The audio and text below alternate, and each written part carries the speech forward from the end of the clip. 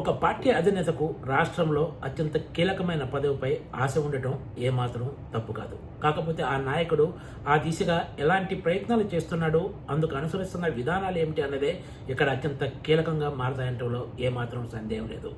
జనసేన అధినేత ఉప ముఖ్యమంత్రి పవన్ కళ్యాణ్ సంగతి ఏమో కానీ ఆయన అభిమానులు, జనసేన నాయకులు మాత్రం పవన్ కళ్యాణ్ ముఖ్యమంత్రి కావాలని బలంగా కోరుకుంటున్నారు. ఆంధ్రప్రదేశ్లో ప్రస్తుతం ఉన్న రాజకీయ సమీకరణలు చూసుకుంటే వచ్చే 10 ఏళ్లలో జనసేన సొంతంగా పోటీ చేసి అత్యధిక స్థానాలు సంపాదించి ముఖ్యమంత్రి పీఠాన్ని కైవసం చేసుకోవడం జరిగే పని కాదు.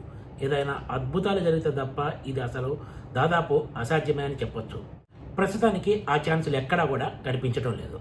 కూటమిలో ఉప ముఖ్యమంత్రిగా పవన్ కళ్యాణ్ బాధ్యతలు చేపట్టినప్పటి నుంచి ఆయన వ్యవహరిస్తున్న తీరు తీవ్ర చర్చనీయాంశంగా మారుతుంది. దీనికి ప్రధాన కారణం ఆయన అత్యంత కీలకమైన కేబినెట్ సమావేశాలతో పాటు అసెంబ్లీ సమావేశాలకు కూడా గైరాజులు అవుతుండటమే. ఇవే కాదు, కలెక్టర్ల సమావేశానికి కూడా హాజరు కావడం లేదు. ప్రభుత్వానికి సంబంధించిన కీలక సమావేశాల్లో ఎప్పుడో ఒకసారి మాత్రమే పాల్గొంటున్నారు. ముఖ్యమంత్రి తర్వాత సాంకేతికంగా 2వ స్థానంలో అంటే ఉప ముఖ్యమంత్రిగా ఉన్న పవన్ కళ్యాణ్ అత్యంత కీలకమైన అసెంబ్లీ సమావేశాలు, కేబినెట్ సమావేశాలకు డుమ్మా కొట్టడం ప్రజలకు ఎలాంటి సంకేతం పంపుతుందో అర్థం కావడం లేదనే చర్చ జనసేన పార్టీ నాయకుల్లో కూడా సాగుతోంది. పైగా కీలక సీటును టార్గెట్గా చేసుకునే నాయకుడు ఇలా వ్యవహరించడం వల్ల రాజకీయంగా భారీ నష్టమే తప్ప ఏమాత్రం లాభం ఉండదనేది జనసేన నాయకులు చెప్తున్న మాట. గురువారంతో ముగిసిన ఆంధ్రప్రదేశ్ అసెంబ్లీ సమావేశాలకు కూడా పవన్ కళ్యాణ్ అనారోగ్యం పేరు చెప్పి హాజరు కాలేదు. కాకపోతే సమావేశాల చివరి రోజు అంటే గురువారం నాడు అసెంబ్లీ ప్రాంగణంలోకి వచ్చి జనసేన ఎమ్మెల్యేలతోటి సమావేశం పెట్టుకున్నారు, కానీ ఆయన సభలోకి అడుగుపెట్టలేదు. ఇది కూడా ఇప్పుడు తీవ్ర దుమారం రేపుతోంది. ఉప ముఖ్యమంత్రిగా ఉన్న పవన్ కళ్యాణ్ సభలోకి వెళ్లకుండా సభ బయట పార్టీ ఎమ్మెల్యేలతో సమావేశం పెట్టుకోవడం ద్వారా ఆయన ప్రజలకు ఎలాంటి సంకేతాలు పంపుతున్నారో అర్థం కావడం లేదనే అభిప్రాయాన్ని సొంత పార్టీ నాయకులు కూడా వ్యక్తం చేస్తున్నారు. తాజాగా పవన్ కళ్యాణ్ వ్యవహరించిన వైఖరితోటి శాసనసభపై ఆయనకు ఎంత గౌరవం ఉందో అర్థమవుతుందనే వ్యాఖ్యలు కూడా వినిపిస్తున్నాయి.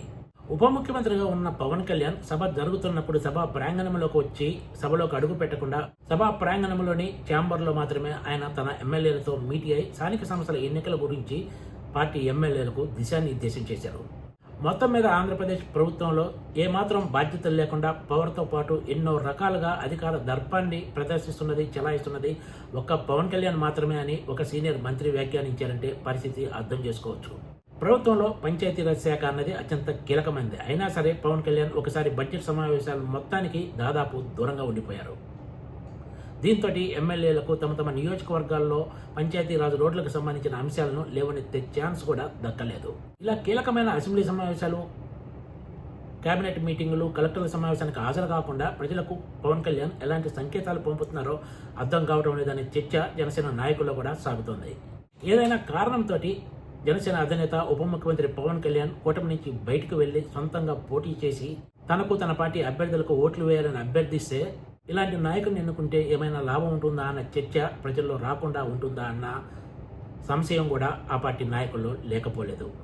ఎందుకంటే ఒక రాజకీయ నాయకుడు అధికారంలో ఉన్నప్పుడు ఎంత సీరియస్గా పనిచేశారా అన్న విషయాన్ని ప్రజలు జాగ్రత్తగా గమనిస్తారు. అది ఖచ్చితంగా ఆ తర్వాత ఎన్నికల్లో ఎంతో కొంత ప్రభావం చూపించడం ఖాయం. ఇక్కడ మరో విచిత్రం ఏమిటంటే జనసేన అధినేత ఉప ముఖ్యమంత్రి పవన్ కళ్యాణ్ ప్రభుత్వంలో ఉండి ఏమీ చేసినా కూడా మాట్లాడలేని నిస్సహాయ స్థితిలో ముఖ్యమంత్రి చంద్రబాబు నాయుడు ఉన్నారనే చర్చ కూడా ఆ పార్టీ నాయకుల్లో సాగుతోంది. అయితే ఇది మొత్తం మీద టీడీపీ కంటే జనసేనకే రాజకీయంగా ఎక్కువ నష్టం చేస్తుందనే అభిప్రాయం ఎక్కువ మందిలో ఉంది. పవన్ కళ్యాణ్ ప్రభుత్వంలో కీలక స్థానంలో ఉండి కూడా సినిమాల్లో లాగా ఒక మాటతోటి అంతా అయిపోతుందనే ఫీలింగ్తో ఉన్నట్లు కనిపిస్తుందని ఆయన దగ్గర నుంచి గమనిస్తున్న ఒక నాయకుడు వ్యాఖ్యానించారు. మొత్తం మీద గత కొన్ని రోజులుగా ఆంధ్రప్రదేశ్ ఉప ముఖ్యమంత్రి, జనసేన అధినేత పవన్ కళ్యాణ్ వ్యవహారం హాట్ టాపిక్గా మారింది రాజకీయ వర్గాల్లో.